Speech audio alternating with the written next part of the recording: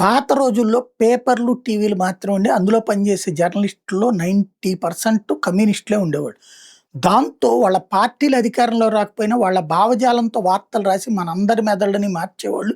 Even అన్ని రాజకీయ పార్టీలు అధికారంలో ఉన్న, ప్రతిపక్షంలో ఉన్నా సరే పరోక్షంగా శాసించేవాళ్ళు. కాలం మారిపోయింది. ఇప్పుడు పేపర్లు, టీవీలలో ఉన్న జర్నలిస్టులనే గాదు, నిజ జీవితంలో ప్రతి ఒక్కడు జర్నలిస్టే. ఫేస్‌బుక్‌లో అకౌంట్ ఉన్నోడు జర్నలిస్టే. యూట్యూబ్‌లో అకౌంట్ ఉన్నోడు జర్నలిస్టే. ఇన్‌స్టాగ్రామ్‌లో అకౌంట్ ఉన్నోడు జర్నలిస్టే. ఈ దశలో అబద్ధాలను ఎక్కువగా లేదా తప్పుడు సమాచారాన్ని మరింతగా వ్యాప్తి చేయడం సాధ్యం కాదు. కమ్యూనిస్టు ఇప్పుడు ఒక ప్రచారం బిగించేశారు. యుద్ధం ముగిసింది, క్రూడ్ ఆయిల్ ధరలు తగ్గినాయి. అయినా పెట్రోల్, డీజిల్, గ్యాస్ ధరలు ఎందుకు తగ్గడం లేదు? ప్రజలపై భారం మోపొద్దు, పెంచిన ఇంధన ధరలను వెంటనే తగ్గించాలి.